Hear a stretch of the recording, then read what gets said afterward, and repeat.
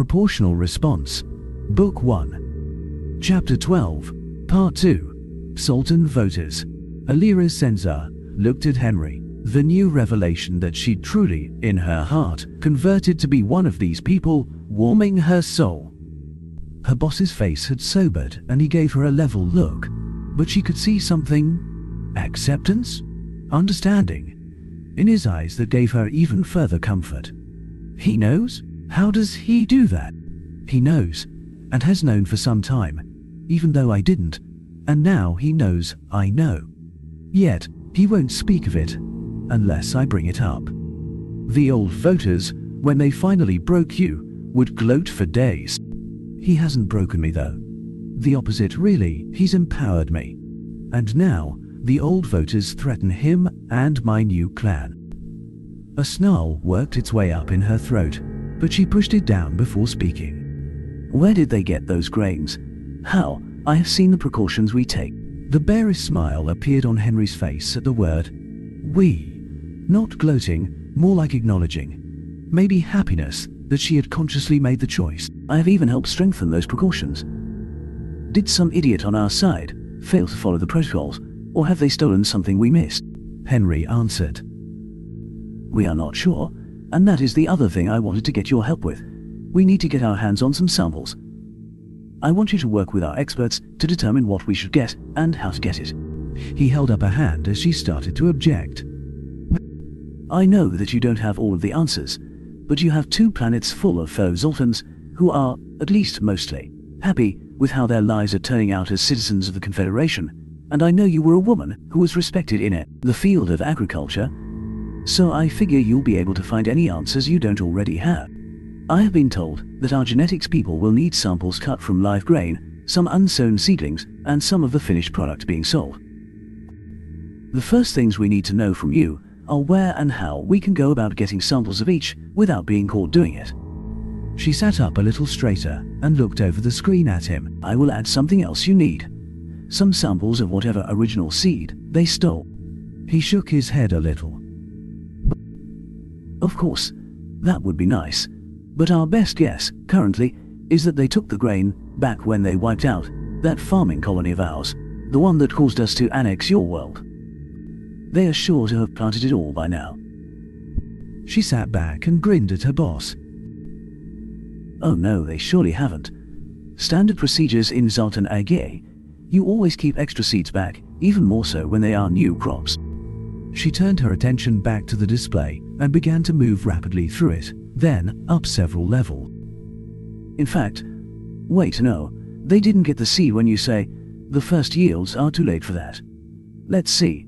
They hit the colony on... She continued to study the reports, while another part of her brain chewed on what little she knew of military doctrine. Could the Xaltans have destroyed the colony as a ploy to hide grain theft?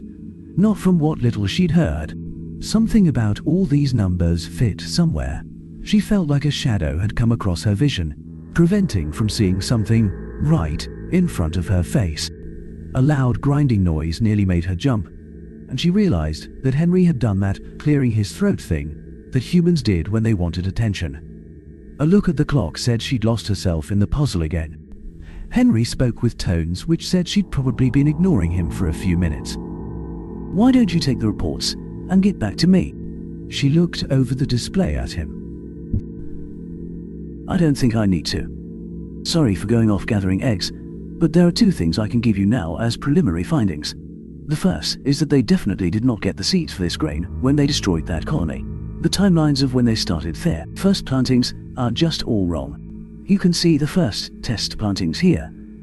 She pointed to a set of figures and noticed that the corresponding figures lit up on his display. Then another over. Henry cocked his head at her in a gesture that her kind would have indicated curiosity, but with humans, or at least this human, seemed to mean, get on with it. She smiled and nodded apology. Short version then is that they are following one of the standard protocols, which means that they couldn't have obtained the stuff more than a few months ago. Also, my back of the claw calculations suggest that the final crop of original seed probably went in a few weeks ago. You have until that grain is ready to harvest to get your samples. Okay then, we need to know what worlds those might be. I assume that whatever data cache you pulled these reports from has the entire set of agricultural reports for the Republic. Good. I will have you a target by the end of the day tomorrow. I'd also like some samples from whatever you procure from the target sites. Henry gave her a searching look. You think you know something, don't you? I recognize that tone of voice. Her scales stuck out slightly in embarrassment, but she answered directly. We still haven't returned to the site of the colony they wiped out, correct? Xaltan weapons, particularly orbital bombardment weapons, leave very specific energy signatures, and their munitions are even more distinctive. Henry blinked rapidly at her. You mean, you think they went back to the settlement they destroyed and took the grain? But they killed nearly everyone, and destroyed nearly everything. We expected nothing to grow there.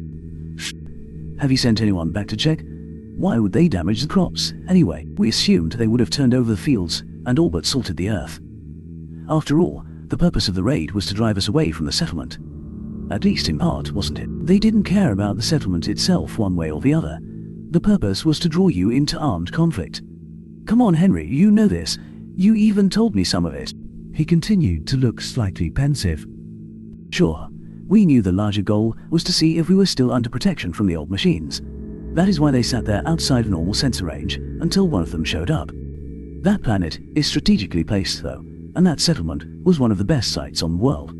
They landed troops and ran the survivors out of town, then burned everything. We assumed they'd have salted the earth as well. They drove the civilians out of town thinking they'd die to the elements. That is a Class 11 death world after all. If your people die from exposure, they get to kill everyone and still claim the high ground. They don't care about the colony itself though, nor if you re-establish it. They don't think about war in terms of strategy and territory. They think in terms of attrition. Grind the enemy down, break their ability to fight, kill as many as you can as fast as you can until they give up. Your people aren't aware of this. Well, we are, but it is hard to believe. She leveled a hard stare at Henry. What? Believe it. The Xaltan voters hold the average Xaltan in contempt just as much as they do people from other species. The only people they consider as real people are other voters, and even then they care more about them as rivals to be bested than any sort of people. War is another game to them, and the score is kept in dead bodies and things destroyed. The winner is whoever can produce the most dead bodies and destruction on the other side without harming any actual, real people. She softened her gaze. I know this is hard for you to accept, Henry. You are a good man, and you humans have pushed yourselves hard to be good people and limit the ability of people like Xaltan voters to do damage, but even among your own kind, you had periods where things were this bad. She shook her head and gathered herself, then decided to try a new track. Illustration of my point. You have read the account of the Battle of Fearadhach, yes? Where Ronanar beat Yavor, even though he was outnumbered 10-1, right? Henry nodded. Yes, but I think you are looking at a counter-argument to your example. Ronar won by cunning. He put Yavor's color on his men, pushed them behind enemy lines, then had them attack. Once Yavor realized what had happened, he pulled his men from the field, which was counted as a victory for Ronar, right? She shook her head at him. I understand why you would read the thing that way, knowing you as I do now. But there are a couple of key points you are missing. First, when Xaltan troops fight each other, friend or foe is not identified by sight, but by smell. Those smells come from the campsites that the troops are in, and no one would even consider trying to fake them. Second, those colors that the story speaks of are not banners or uniform colors or flags like you humans used to use to tell each other apart on the battlefield. They are an armband used to identify which side a dead body belongs to. The smell of death tends to overpower the smells from camp. Henry's eyes widened. This explains so much. Wait, that makes so many things make more sense. We never understood why commanders would hold back their forces when facing heavily asymmetrical battles, or hated to assault entrenched positions. If the dead count is all that really mattered, then that changes everything. Wait, something still confuses me though. I remember something about one of the few times where a commander actually killed the enemy commander, and not in a duel. He had his men cut the man down like a dog when they found that commander's men going through the battlefield and changing out the colors on bodies.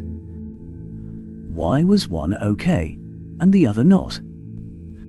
because doing something cunning in the midst of battle is clever, and because Ronanar wasn't caught until after it was over. If Ivor had captured troops alive or withdrawn from battle instead of fighting on, he could have found a way to deny Ronanar his body count. Instead, he continued the fight and had to count the false armbands as his own debt. You see, while the matter is still in contention, almost anything goes, as long as you can avoid being caught and called out. Once the matter is over, however, and assessments are being done, everyone must strictly adhere to the rules, or the consequences are dire. It is not as strange as it sounds, Henry, if you look at it from the perspective of the voters. Who do you think counts the bodies? Who do you think does the accounting in the aftermath of a corporate war?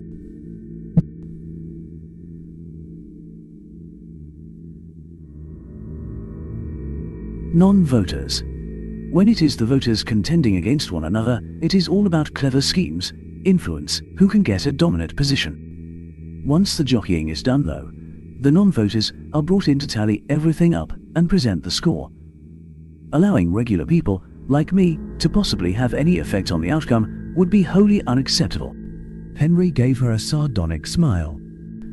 So strict protocols are in place, and no one is allowed to do anything to affect the outcome.